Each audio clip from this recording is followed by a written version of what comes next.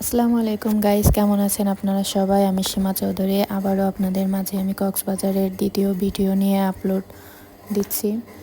এখানে আমরা প্রথম দিন কক্সবাজারে সেরকম বিচে নামা হয় নাই, ছবি তুলে চলে এসেছিলাম। যেহেতু আমার ভাই কোম্পানি থেকে এসেছে, তাদের কোম্পানির লোকজনের সাথে এসেছে, তাদের সাথে আমরা ঘুরতে বেরোবো দেখে আমরা বেশি লেট করিনি।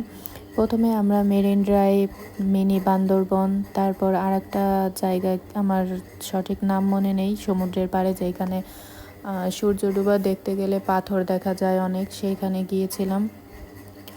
অনেক মানুষ ছিল, যাই হোক খুবই এনজয় করেছিলাম আমরা। ওদের সাথেই ঘুরে আবার ওদের সাথেই ফিরে এসেছিলাম। এখানে সূর্যটা ডোবা এত ক্লিয়ার দেখা যায়, সাজেকের থেকে বেশি স্পষ্ট দেখা যায়। ওই যে দেখতে পাচ্ছেন আপনারা সেন্ট মার্টিনের ব্রিজ, ওটা একটা প্রাকৃতিক দুর্যোগের কারণে মাঝখান থেকে ভেঙে গিয়েছে। আমরা যেদিন কক্সবাজার গিয়েছিলাম তার 2 দিন আগে সেন্ট মার্টিন যাওয়া বন্ধ হয়ে গিয়েছিল, আমরা ওইখানে যেয়ে শুনি, এই জন্য আমাদের আর যাওয়া হয়নি। আমরা কক্সবাজার ঘুরেই চলে এসেছিলাম, কী আর করার। এরপর যখন আমার হাজব্যান্ড দেশে আসবে তখন প্ল্যান প্রোগ্রাম আছে যে আমরা সেন্ট মার্টিন যাব। যেহেতু কক্সবাজার যাওয়া হয়েছে, সেন্ট মার্টিন না গেলে তো হবেই না। এখন দেখি সূর্যটা প্রায় ডুবে ডুবে যাবে। কক্সবাজারে সূর্য ডোবা মানে 5 মিনিট লাগে নাই, 5 মিনিটের ভিতরে সূর্য ডুবে গিয়েছে।